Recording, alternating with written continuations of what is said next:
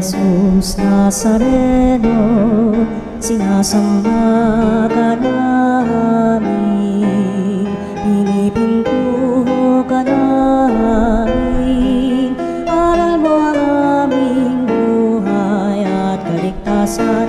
Nuestro Padre Jesus Nazareno, iligtas mo kami sa kamatayan, ang krus mong pinamatayan ay sagisag ng aming kaligtasan.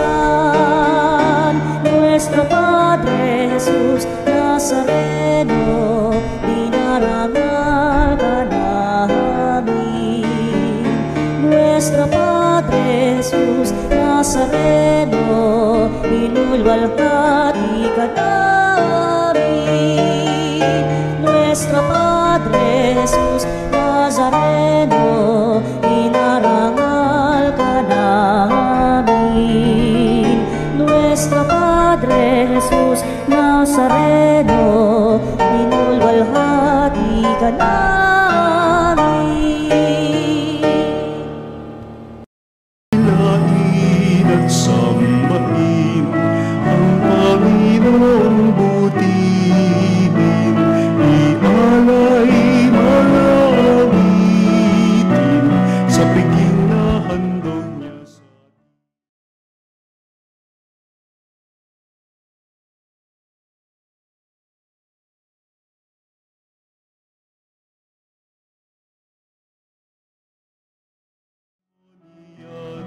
hinirang awang iniingatan, ating dakilain.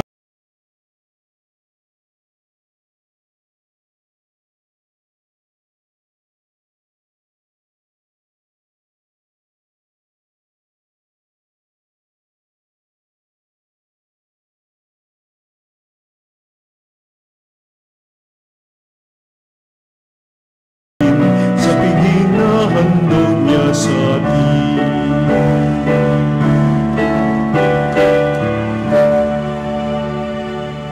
Simulan na po natin ang ating banal na pagdiriwang sa ngalan ng Ama, ng Anak at ng Espiritu Santo. Amen. Ang pagpapala ng ating Panginoong Hesukristo, ang pag-ibig ng Diyos Ama at ang pakikipagkaisa ng Espiritu Santo naway sumainyong lahat. At sumaiyo rin. Mga kapatid, aminin natin ang ating mga kasalanan upang tayo ay maging marapat gumanap sa pagdiriwang na ito.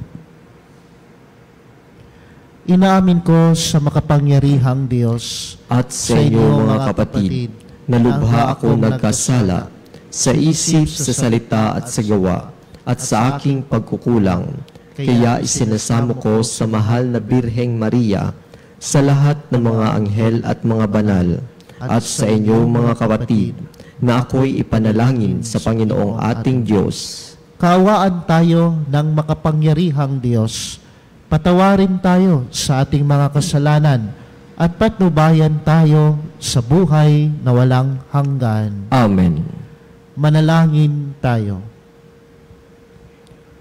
Ama naming makapangyarihan, kami nawa ay magkaroon ng pitagan at pagmamahal para aming magawang sambahin ang ngalan mo, sapagkat sa mga pinatatag sa iyong pag-ibig, ikaw ay walang pinababayaang masadlak sa ligalig. Inululuhog namin ito sa pamamagitan ng Jesucristo kasama ng Espiritu Santo magpa sa walang hanggan. Amen. Pagbasa mula sa aklat ng Henesis. Hindi magkaanak si Sarai na asawa ni Abram, kaya naalala niya si Agar, ang alipin niyang babaeng taga-Ehipto. Sinabi niya, Abram, yamang pinagkaitan ako ng Panginoon ng anak, ang alipin ko ang sipingan mo. Baka sakaling magkaanak siya para sa akin. At ipinaubaya nga ni Sarai sa kanyang asawa si Agar. 10 taon na si Abram na naninirahan sa Kanaan nang ito'y nangyari. Matapos silang magsama bilang mag-asawa, nagdalang tao si Agar. Ito'y ipinagmalaki niya at hinamak pa si Sarai. Dahil dito, sinabi ni Sarai kay Abram, "Ikaw ang dahilan ng paghamak ni Agar sa akin. Alam mong ako ang nagkaloob sa iyo ng alipin kong ito. Bakit niya ako hinahamak ngayong siya ay nagdadalang tao? Ang Panginoon na ang humatol kung sino sa atin ang matuwid." At sumagot si Abram, "Ibinabalik ko siya sa iyo at gawin mo sa kanya ang gusto mo." Pinagmalupitan ni Sarai si Agar, kaya ito'y tumakas. Sinalubong siya ng anghel ng Panginoon sa tabi ng isang bukal na nasa ilang. Ang bukal na ito ay malapit sa lansangang patungo sa Shur. Tinanong siya, "Agar, alipin ni Sarai, saan ka nang galing at saan ka pupunta?" "Tumakas po ako sa aking Panginoon," ang sagot niya. "Magbalik ka at pailalim sa kanyang kapangyarihan," wika ng anghel, at idinugtong pa. "Ang mga anak mo ay pararamihin, at sa karamihay di kayang bilangin. Di magluluwat, ikay magsusupling, ngalang itatawag sa kanya'y Ismael. Dininig ng Panginoon iyong mga daing. Ngunit ang anak mo'y magiging mailap. Hayop na asno ang makakatulad. Maraming kalaban, kaaway ng lahat, di makikisama sa mga kaanak." Nagsila nga si Agar ng isang lalaki at ito'y pinangalanang Ismael. Nooy 86 na taon na si Abram. Ang salita ng Diyos. Salamat sa Diyos. Pasalamat tayo sa Diyos, kabutihan niya'y lubos. Pasalamat tayo sa Diyos, kabutihan niya'y lubos. Magpasalamat sa Panginoong Diyos pagkat Siya ay mabuti. Ang kanyang pag-ibig na hindi kukupas ay mananatili. Sinong mangangahas upang magpahayag na Siya'y dakila? Sino ang pupuri at magpapahayag ng kanyang ginawa? Pasalamat tayo sa Diyos, kabutihan niya'y lubos. At dapat magalak ang sinumang tao na makatarungan, nagawang matuwid ang siyang adhika sa buo niyang buhay. Pasalamat tayo sa Diyos, kabutihan niya'y lubos. Tulungan mo ako kapag ang bayan mo'y iyong nagunita. Sa pagliligtas mo, isama mo sana ang lingkod mong Aba, upang makita ko ang pag-unlad nila na iyong hinirang. Kasama na iyong bansang nagagalak, ako'y magdiriwang. Pasalamat tayo sa Diyos, kabutihan niya'y lubos.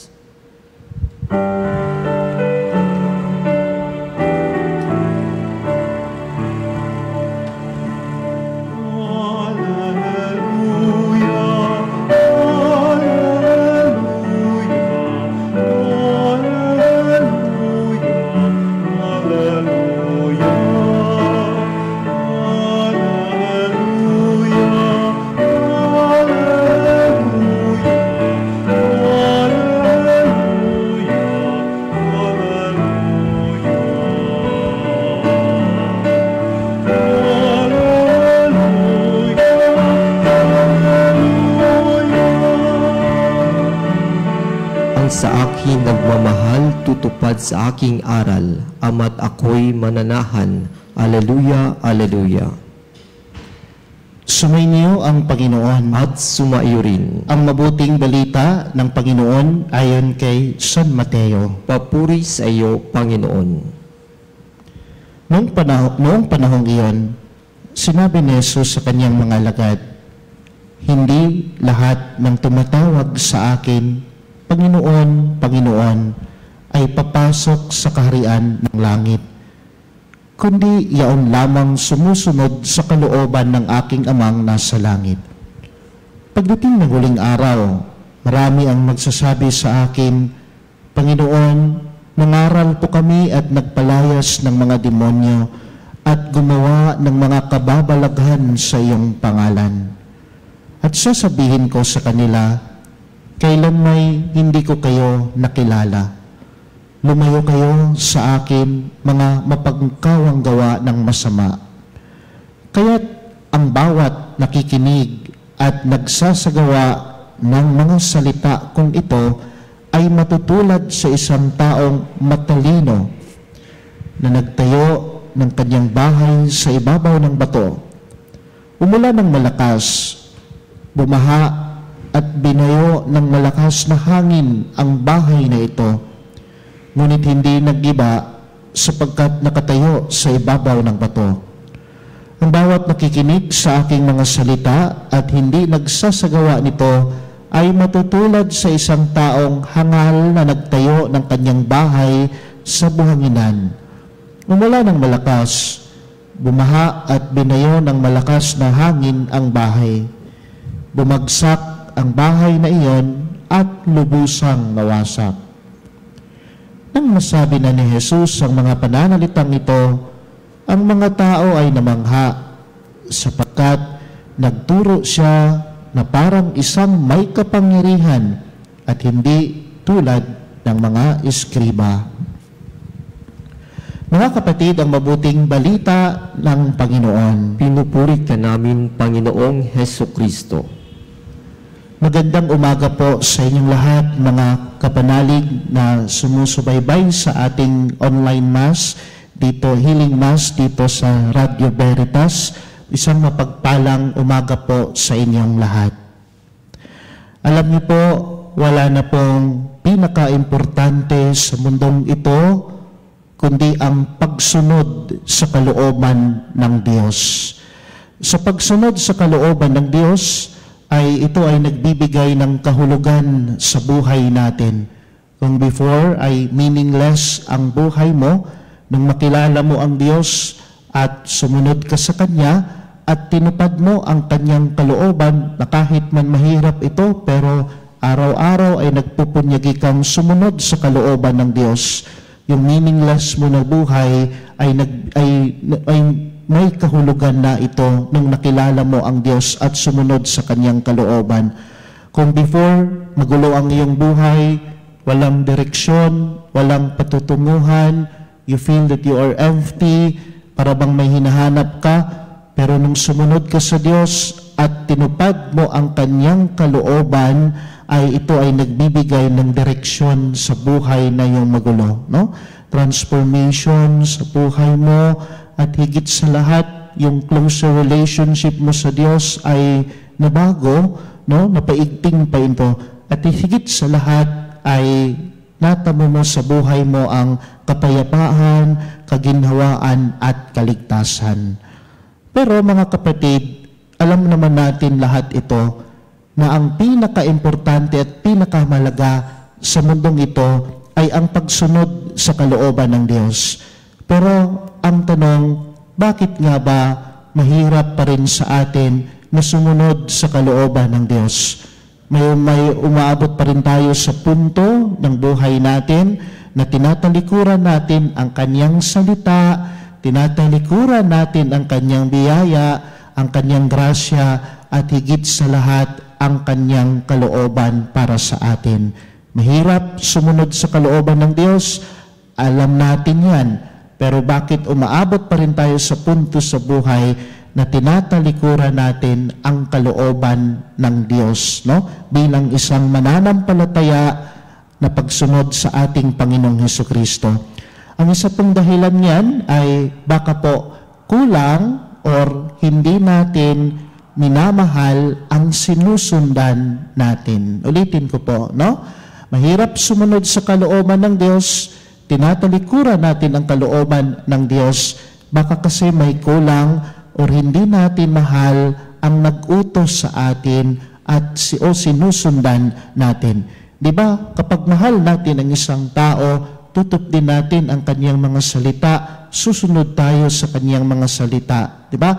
Kung mahal natin ang ating asawa, no, dahil iniibig natin siya, ang ating buong pagmamahal sa kanya, susundin natin kung ano man ang kanyang kalooban para sa atin. Ganyan din ang relasyon natin sa Diyos. Baka kasi kulang ang ating pagmamahal sa Kanya at hindi natin maintindihan ang nagmahal sa atin, no, ang umibig sa atin, hindi natin maintindihan kung bakit niya ginagawa ito sa atin. Di ba?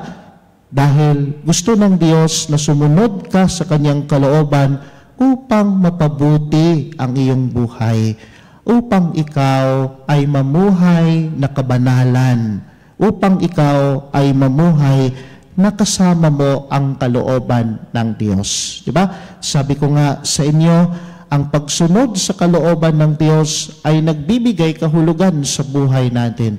Baka kasi nakita ng Diyos na walang direksyon at patutunguhan ng iyong buhay, walang kahulugan ng iyong buhay, kaya gusto niya na sumunod ka sa kanyang kalooban. No? Kaya mga kapatid, isang paanyaya sa atin dito sa pagsunod sa kalooban ng Diyos ay mahirap gawin at minsan tinatalikuran, gaya na nabanggit ko, tinatalikuran natin yung kalooban ng Diyos, baka kasi kulang o hindi natin mahal ang nag-utos at sinusundan natin. At kapag mahal natin ang Panginoon na nag-utos sa atin na sundin ang kanyang kalooban, maintindihan natin kung bakit niya ginagawa ito sa atin. Bakit araw-araw iniimbitahan ka ng Diyos na sumunod ka sa akin, sumunod ka sa aking kalooban. Sapagkat sabi niya sa ating ebanghelyo, hindi lahat na tumatawag sa Kanya na Panginoon, Panginoon ay maliligtas. Kundi sino yung maliligtas? Sino yung makakatamo ng kaligtasan? Yung sumunod sa kalooban ng Diyos. Madali po talagang sabihin natin, Panginoon, mahal kita. Panginoon, patawarin mo ako. Panginoon, gusto kong sumunod sa iyo. Pero malayo naman to sa mga pinapakita mo sa Diyos at sa kapwa araw-araw. Diba? Ikaw nga ay sumunod sa Diyos, ikaw nga ay parating nagsasabi na mahal mo ang Diyos, pero taliwas naman sa pinapakita mo doon sa iyong kapwa. Sabi nga dito, ang sila ay nagpalayas ng mga demonyo, no? Ginawa nila kung ano ang ginagawa ng Panginoon, pero taliwas naman, sabi sa ating ebanghelyo, taliwas naman doon sa pinapakita nila doon sa Diyos at sa kanilang kapwa. Ang pagsunod sa Diyos ay nagbigay kahulugan sa ating kapwa at natatamo natin ang kaligtasan, pero magandang gawin sa buhay natin. Mahalin muna natin ang Diyos higit sa lahat para maintindihan natin kung bakit niya ginagawa ito sa atin. Baka kasi mga kapanalig, kulang o hindi natin mahal ang Diyos, ang nag-utos at sinusundan natin, kaya mahirap tupdin ang kanyang kalooban na sumunod sa Kanya.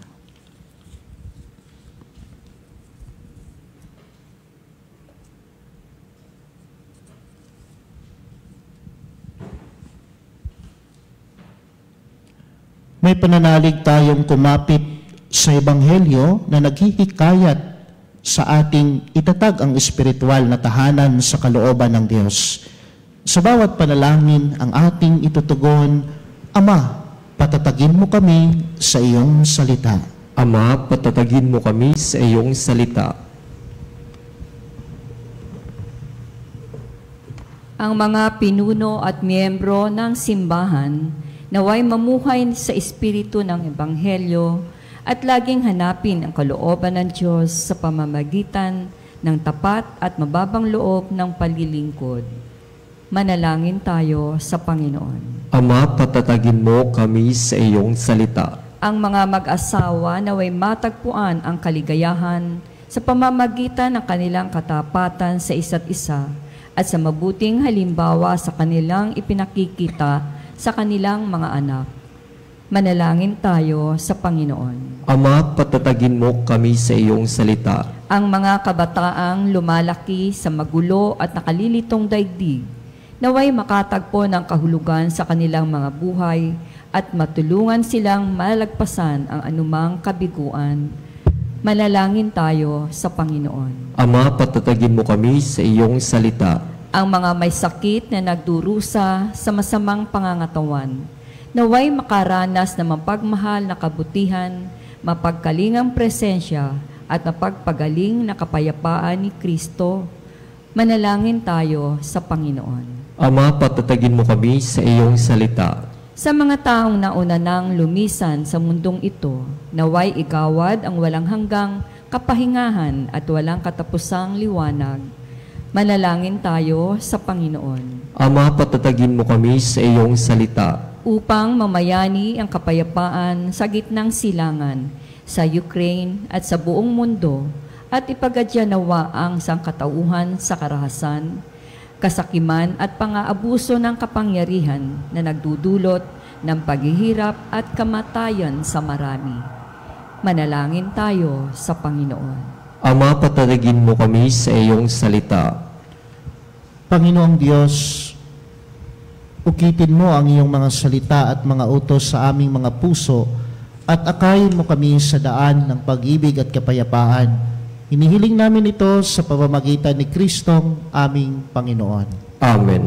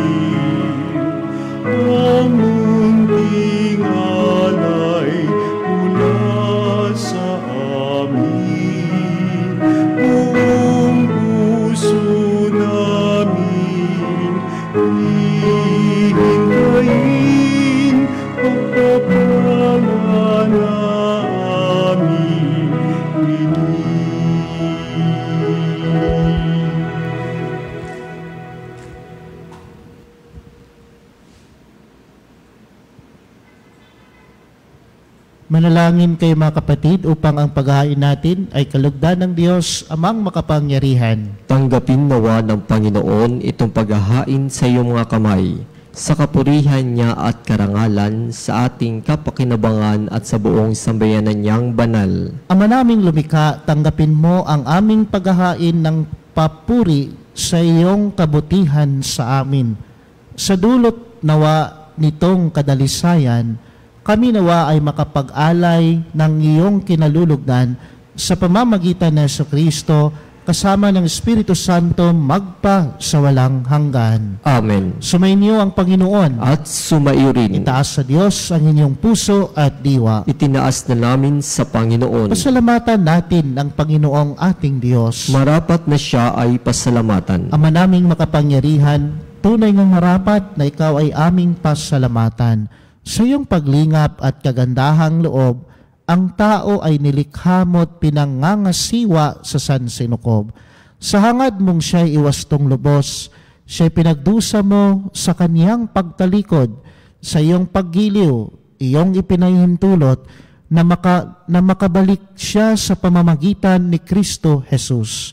Kaya kaysa ng mga anghel na nagsisiawit ng papuri sa iyo, nang walang humpay sa kalangitan, kami ay nagbubunyi sa iyong kadakilaan. Santo, Santo, Santo, Diyos na makapangyarihan, napupuno.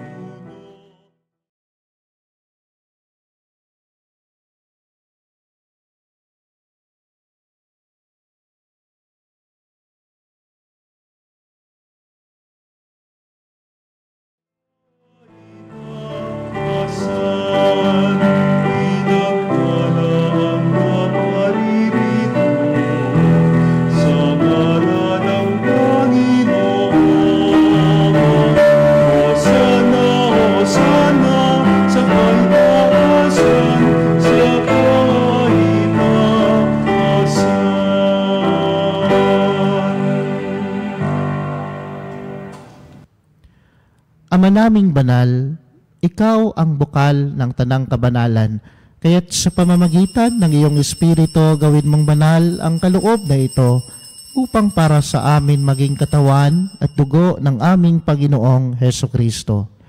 Bago niya pinagtiisang kusang loob na maging handog, hinawakan niya ang tinapay, pinasalamatan kanya, pinaghati-hati niya yon, iniabot sa kanyang mga alagad at sinabi, "Tanggapin ninyong lahat ito at kanin, ito ang aking katawan na ihahandog para sa inyo."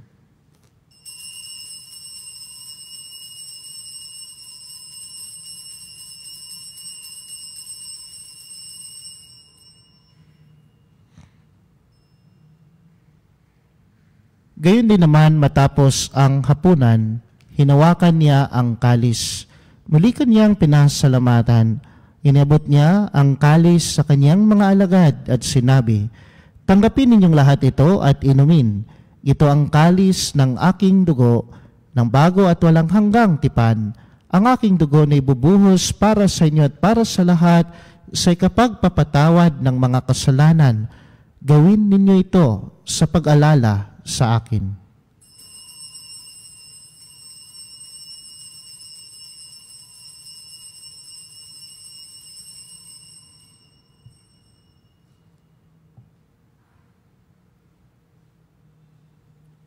Ang misteryo ng pananampalataya. Santo, Santo, Santo, sa krus mo't magkabuhay, kami natubos mong tunay. Ang Jesus naming mahal, iligtas mo kaming tanan, ngayon at magpakailanman. Ama, ginagawa namin ngayon ang pag-alala sa pagkamatay at muling pagkabuhay ng iyong anak. Kaya't inialay namin sa iyo ang tinapay na nagbibigay buhay at ang kalis na nagkakaloob ng kaligtasan. Kami ay nagpapasalamat dahil kami ay iyong minarapat na tumayo sa harap mo para maglingkod sa iyo. Isinasamo namin kaming magsasalo-salo sa katawan at dugo ni Kristo ay mabuklod sa pagkakaisa sa pamamagitan ng Espiritu Santo. Ama, lingapin mo ang iyong simbahang laganap sa buong daigdig. Puspusin mo kami sa pag-ibig, kaysa ni Leon na aming Santo Papa at ni Elias na aming Obispo at ng buong kaparian. Alalahanin mo rin ang mga kapatid naming nahimlay nang may pag-asang sila ay muling mabubuhay, gayon din ang lahat ng mga pumanaw. Kaawaan mo sila at patuloyin sa iyong kaliwanagan. Kaawaan mo at pagindapatin kaming lahat na makasalo sa iyong buhay na walang wakas. Kaysa ng mahal na Birheng Maria na ina ng Diyos, kaysa ni San Jose ang kabiyak ng kanyang puso, kaysa ng mga apostol at ng lahat ng mga banal na namuhay dito sa daigdig ng kalugod-lugod sa iyo, may pagdiwang nawa namin ang pagpupuri sa kararangal mo sa pamamagitan ng iyong anak na aming Panginoong Hesukristo. Sa pamamagitan ni Kristo kasama niya at sa Kanya, ang lahat ng parangal at papuri ay sa iyo, Diyos amang makapangyarihan, kasama ng Espiritu Santo magpa sa walang hanggan.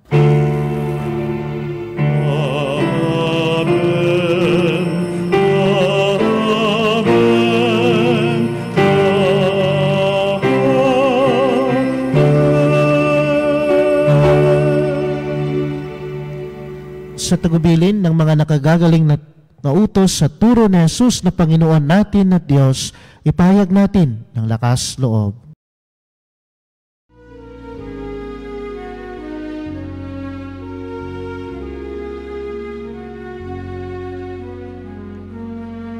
Ama namin sumasalangit ka, sambahin ang ngalan mo. sa amin ang kaharian mo, sundin ang loob mo. Dito sa lupa para ng sa langit, bigyan mo kami ngayon ng aming kakanin sa araw-araw, at patawarin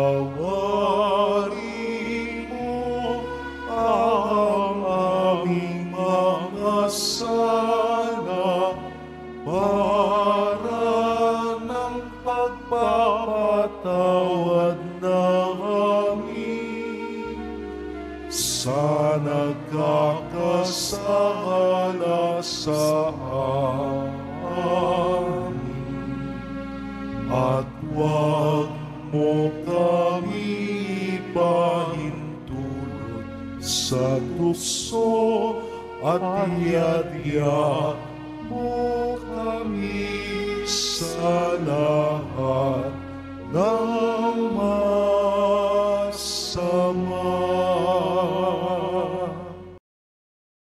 Hinihiling namin kami adya sa lahat ng masama, pagkalooban ng kapayapaan araw-araw, iligtas sa kasalanan at ilayo sa lahat ng kapahamakan, samantalang aming pinananabikan ang dakilang araw ng pagpapahayag ng tagapagligtas namin sa Heso Kristo.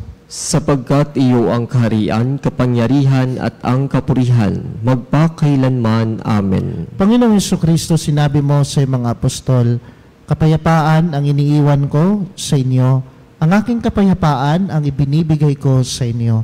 Tungayan mo ang aming pananampalataya at huwag ang aming pagkakasala. Pagkalooban mo kami ng kapayapaan at pagkakaisa ayon sa iyong kalooban kasama ng Espiritu Santo magpa sa walang hanggan. Amen. Ang kapayapaan ng Panginoon ay laging sumainiyong lahat. At sumaiyo rin. Bigayan tayo ngayon ng kapayapaan sa isa't isa. Cordero ng Diyos, na nag-alis ng mga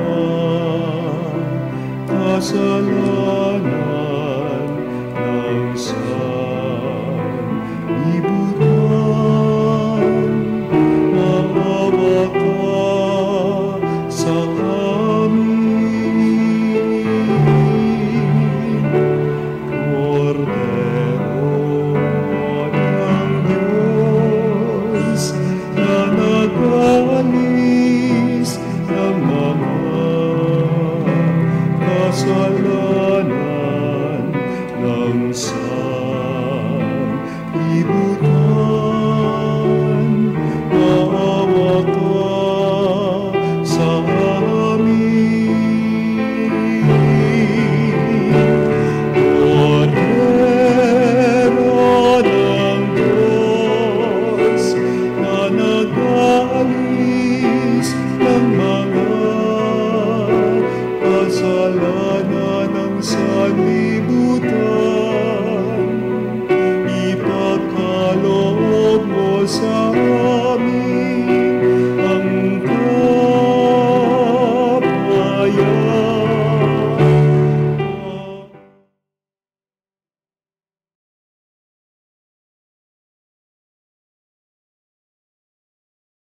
Diyos na nag-aalis ng mga kasalanan ng sanlibutan, mapalad kayong inanyayahan sa kanyang piging. Panginoon, hindi ako karapat-dapat na magpatuloy sa iyo, ngunit sa isang salita mo lamang ay gagaling na ako.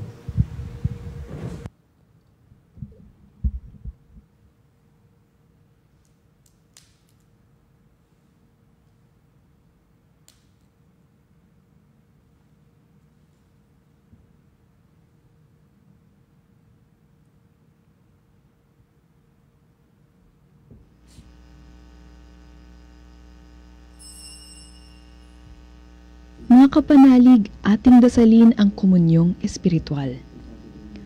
O Jesus, nananalig ako sa pananahan mo sa kabanal-banalang sakramento.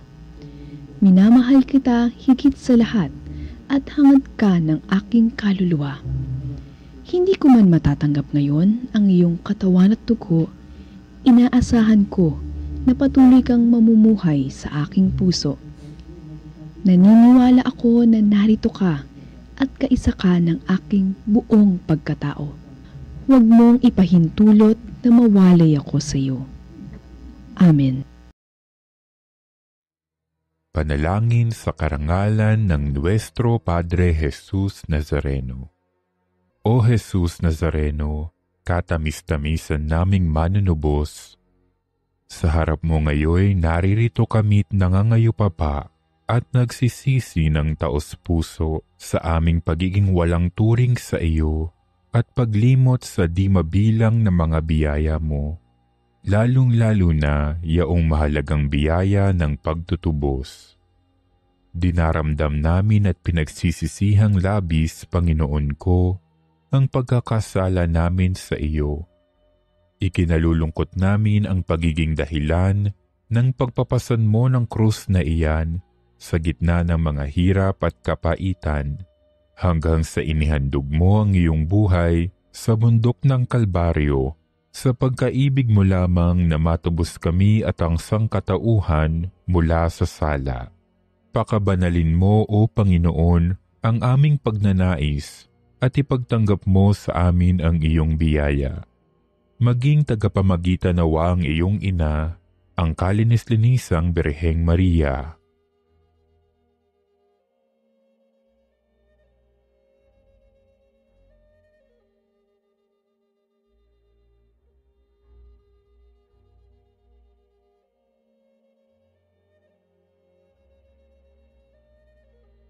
Ama naming makapangyarihan, niloob mong akuin ang iyong anak, ang krus at kamatayan, upang ang sangkatauhan ay matubos at mabuhay.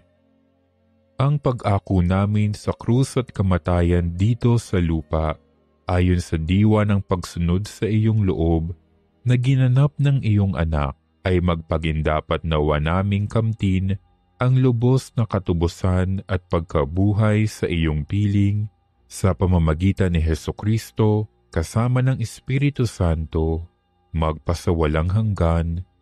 Amen. Nuestro Padre Jesus Nazareno, Panginoon namin at Diyos, kaawaan mo kami. Dalangin tayo. Ama naming mapagmahal, kaming nakinabang sa katawan at dugo ng iyong anak ay sumasamo sa iyong habag, upang ang aming taimtim na ginanap ay maging magpagtanggap namin sa tiyak mong pagliligtas sa pamamagitan ni Jesucristo kasama ng Espiritu Santo magpa sa walang hanggan. Amen. Amin kayong inanyayahan na maging isang Veritas Eucharistic Advocate para sa Christ-centered liturgical celebration.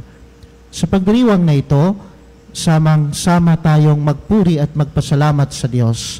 Maaari po kayong dumalo sa ating healing mass dito sa Veritas Chapel 162 West Avenue, corner EDSA.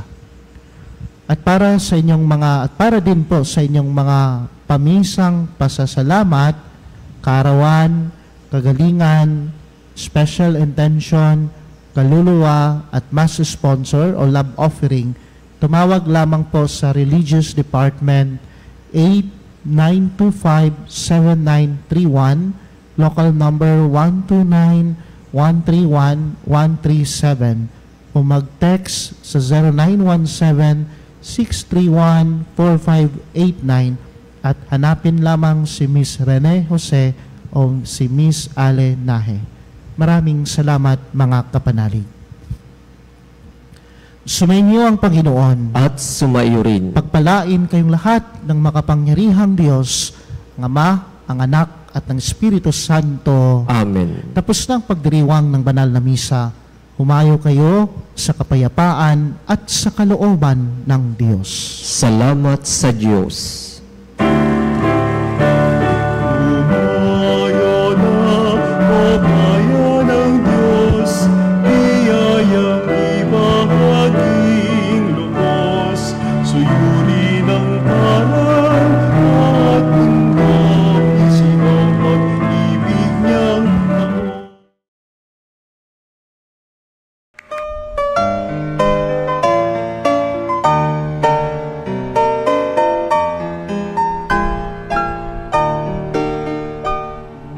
Nuestro Padre Jesus Nazareno, sinasamba ka namin, pinipintuho ka namin, aral mo ang aming buhay at kaligtasan.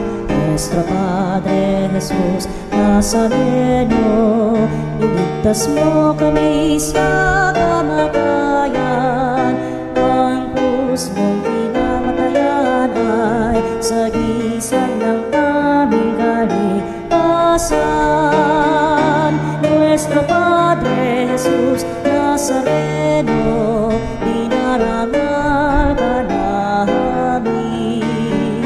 Nuestro Padre Jesus Nazareno, inulwalhati ka namin. Nuestro Padre Jesus Nazareno, inarangal ka namin. Nuestro Padre Jesus Nazareno, inulwalhati ka namin.